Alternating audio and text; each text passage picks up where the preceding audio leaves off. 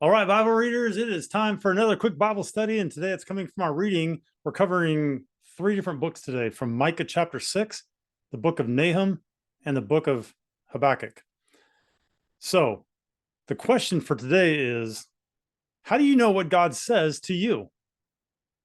Okay, the Bible is 66 books written by 40 plus authors over several thousand years. And the idea that it's all written to you is obviously foolish, right? Because the vast majority of the Old Testament was written specifically to the nation of Israel regarding the laws and all of the, the 613 laws that they had to follow. So for us, as Christians today in the dispensation of the grace of God, to come along and look back and go, oh yeah, that's all written to us, and we're supposed to follow that. And you got Seventh-day Adventists running around saying you're supposed to honor the Sabbath, and you have Messianic Jews kind of playing Jew and kind of playing Christian and melding that all together. And it's just a train wreck. So once you realize that some of the Bible was written to you and the rest of the Bible was written for your learning, the scriptures all of a sudden start to make a lot of sense. So here's the question. What if Old Testament prophets treated God's words to them like most Christians treat God's words to them? Okay. And here's what I mean by this. So for example, what if they felt like they had to learn a different language? Can you imagine if God spoke to those Old Testament prophets in some other language and then said, hey, you got to go learn that language to figure out what I'm saying to you? Well, that'd be chaos. Or what if they had to read a multitude of other writings by other men that wrote about what they thought God was saying? And so God speaks, and then these men have to go and find these authors and find the books.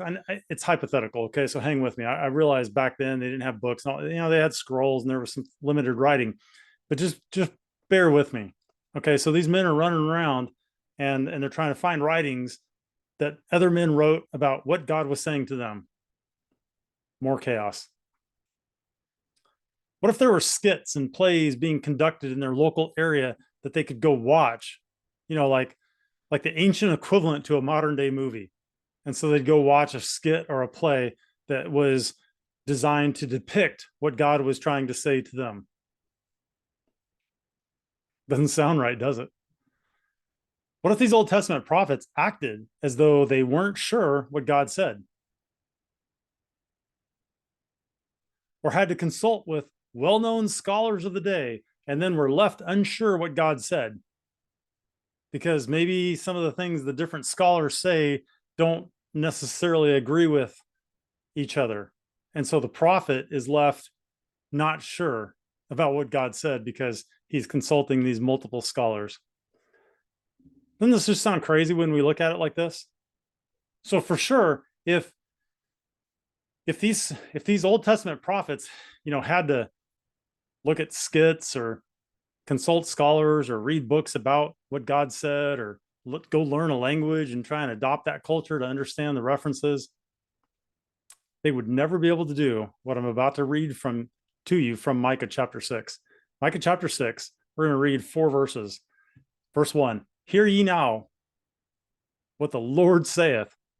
Arise, contend thou before the mountains, and let the hills hear thy voice. Micah is literally going out and talking to the mountains and the hills. That takes boldness.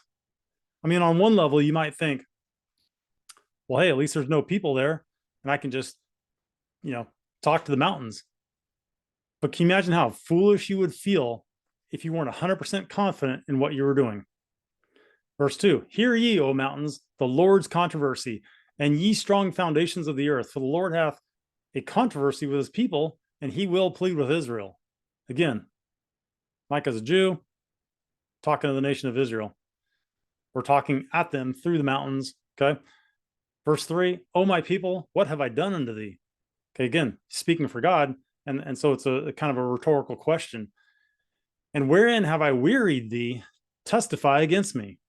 So God's basically challenging the nation of Israel, saying, what have I done to you? Where have I wearied thee? Tell me, testify against me. Verse 4, for I brought thee up out of the land of Egypt. Do you know how many times God reminds the nation of Israel that he brought them out of slavery and out of Egypt? I don't know how many times it is exactly, but it's a lot. He's constantly having to remind them of what he saved them from. And the reason why is because they're just a people that are unappreciative, not willing to follow his instruction or follow the things that he's telling his prophets. And they're just like a rebellious people.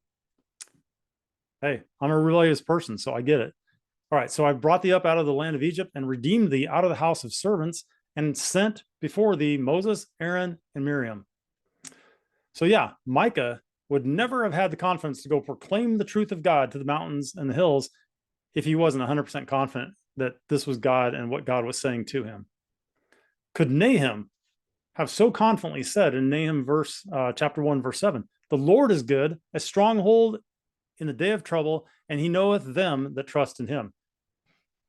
If he was still at all unsure what God had said, would he have spoken so boldly and confidently if he wasn't sure that it was God speaking to him and that what God was saying to him? Or could Habakkuk have so boldly said, therefore the law is slacked, and judgment doth never go forth, for the wicked doth compass about the righteous, therefore wrong judgment proceedeth. That's in Habakkuk 1:4. And honestly, it kind of sounds a lot like today, right? The law is slacked, judgment doth never go forth. Nobody's making judgments about anything. Everything's okay. Identify as a zebra, whatever sexual gender you want, just whatever, basically. Anything goes today. There's no judgment. There's no discernment. The wicked doth compass about the righteous. Well, yeah.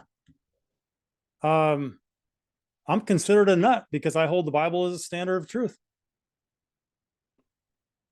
And then wrong judgment proceedeth. Yeah, hey, there's a lot of look around. Well, I don't know. Depends on your perspective, I suppose. From my perspective, there's a lot of wrong judgment that is proceeding. All right, and the last point from today's reading is in Habakkuk chapter 2, verse 2, and it says, and the Lord answered me and said, write the vision and make it plain upon tables. These are tables of stone. This was a common way of documenting information back then. We've come a long way, haven't we? That he may run that readeth. So write the vision, make it plain upon tables, that he may run that readeth it. Let's think about this for a second. The Lord instructed Habakkuk to write down his vision. Okay, the vision, just to be clear, is most often, if not always, what God is telling them. He's either showing them something that he wants them to go proclaim to the nation or the people or the mountain or the hills or whatever God's telling them to go tell these things. He's showing it to them in a vision, and that vision can include specific words and instruction from God himself. So when someone is confident of where they're going, what does that mean? It means they can run or they can go fast. Imagine if you're driving in your car without GPS, without a map, and you're trying to go from here to there, and it's quite a ways, and you've never been there before. Well, are you going to be driving the speed limit or 10 miles above the speed limit? No way. You're going to be driving slow. You're going to be looking at every street, trying to figure out where I'm at, and it's slow because you're not confident. But if someone is unsure about what God said, they cannot move forward with confidence like a runner. They can't run. Rather, they might walk or crawl or worse yet, stumble and fall. Have you ever been walking around in the dark? Like truly in the dark? You trip over stuff, or you run into a wall, or, maybe you walked from one room that was well lit into a dark room, and, it takes your eyes, that 3 or 4 seconds or whatever it is to adjust, and you trip on something or you bang into a wall. So here's the point. It's in the form of a question. What did God say? Or more accurately, based upon today's thing, how do you know what God says to you? Do you just flip open the Bible and, like some people do, and close their eyes and point to something and go, oh, I have a word. This must be what God wants to tell me, and they're in the Old Testament or, okay. Don't do that. Don't be disrespectful to God's words. God went to great effort to preserve his words, and through dispensational teaching and rightly dividing the word of truth, you can know what's written to you. And then all the rest of it's written for your learning. Okay, I'm not saying, hey, chop this thing up and don't read part of it. I read the whole thing. I read the whole thing on a regular basis. Okay. But I also know what's written to me. So, what did God say? And how do you know what God says to you? And if you can't confidently answer these questions, you're likely, really at best, you're going to either walk or maybe crawl or stumble around and fall through this thing called Christianity. A lot of people talk about the Christian walk. Yeah. At the very least, it should be a walk. We shouldn't be crawling around like babies and needing help to stand up. So that's what I got for you today. I have an announcement.